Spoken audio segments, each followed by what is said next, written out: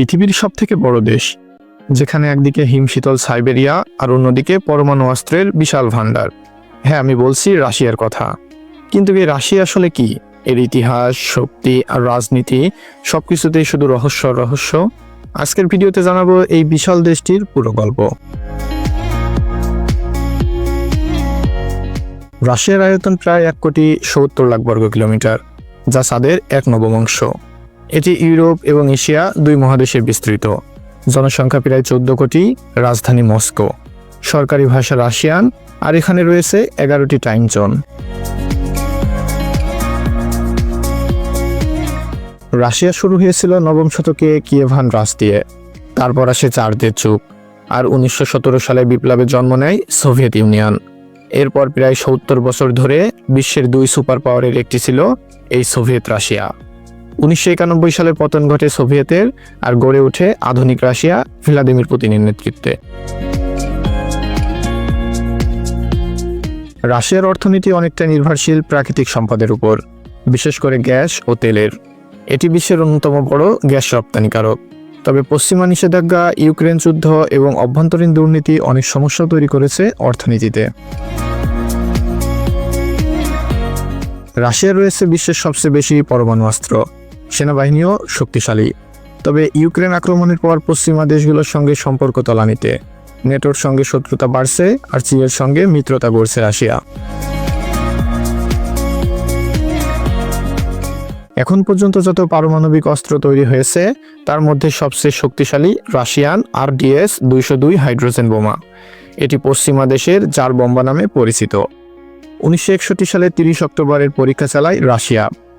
বিশ্বে আজ অবধি যত বোমার বিস্ফোরণ ঘটানো হয়েছে, তার মধ্যে এটা সবচেয়ে শক্তিশালী বোমা। হিরোশিমার বোমার চেয়েও এটা 3000 গুণ বেশি ক্ষমতা সম্পন্ন। এই বোমা একটি তৈরি করেছিল রাশিয়া। বিশ্লেষকরা বলছেন, রাশিয়ার এই মিসাইল সমরাস্ত্র জগৎ রাজনৈতিক ও ভূকৌশলগত আধিপত্য বিস্তারের ক্ষেত্রে গেম চেঞ্জারের ভূমিকা পালন করবে। কারণ বর্তমানে এমন কোনো প্রযুক্তি নেই যে পারমাণবিক বোমা বহন করে হাইপারসনিক গতিতে ছুটে আসা মিসাইলকে ঠেকানো যায়। বর্তমানে মার্কিন যুক্তরাষ্ট্রের যে মিসাইল প্রতিরক্ষা ব্যবস্থা মোতায়েন রয়েছে, তার একটিও চীন ও রাশিয়ার পারমাণবিক বোমা হামলা ঠেকাতে সক্ষম নয়। অ্যাভানগার্ড মিসাইলের সবচেয়ে ভয়ঙ্কর ও বিপজ্জনক দিক হলো, রাশিয়া এর সাহায্যে প্রথমে হামলা করলে যুক্তরাষ্ট্র বা নেটোর বিরুদ্ধে যে কোনো ধরনের যুদ্ধে তারা জয়ী হবে। রাশিয়ার প্রেসিডেন্ট ভ্লাদিমির পুতিন দাবি করেছেন, রাশিয়াই একমাত্র দেশ যার কাছে রয়েছে হাইপারসনিক অস্ত্র। তিনি বলেন, ইতিহাসে এই প্রথম রাশিয়া গোটা বিশ্বকে সম্পূর্ণ নতুন ধরনের অস্ত্র উদ্ভাবনের নেতৃত্ব দিচ্ছে, আর রাশিয়া তার নিজস্ব একটি অবস্থান তৈরি করছে। রাশিয়ার S-500 মিসাইল, এটি সর্বোচ্চ 3500 কিলোমিটার দূরের লক্ষ্যবস্তুতে আঘাত করতে পারে, আর আকাশে 600 কিলোমিটার দূরে থাকতেই এটি ব্যালিস্টিক মিসাইলকে আঘাত করতে পারবে। এছাড়া শত্রুপক্ষে ছোড়া অন্য অস্ত্র 500 কিলোমিটার দূরে থাকতে আঘাত করে ধ্বংস করতে পারবে। প্রতি ঘন্টায় 11 থেকে 16,000 মাইল গতিতে ছুটে আসা শত্রুপক্ষের 10টি হাইপারসনিক ব্যালিস্টিক মিসাইল শনাক্ত করে তাকে নিবৃত বা ধ্বংস করতে সক্ষম রাশিয়ার S-500 মিসাইল। 10 চাকার শক্তিশালী সামরিক ট্রাকে বসিয়ে এটি নিক্ষেপ করা যায়। এন্টিশিপ মিসাইল P-800 একটি সুপারসনিক এন্টিশিপ মিসাইল।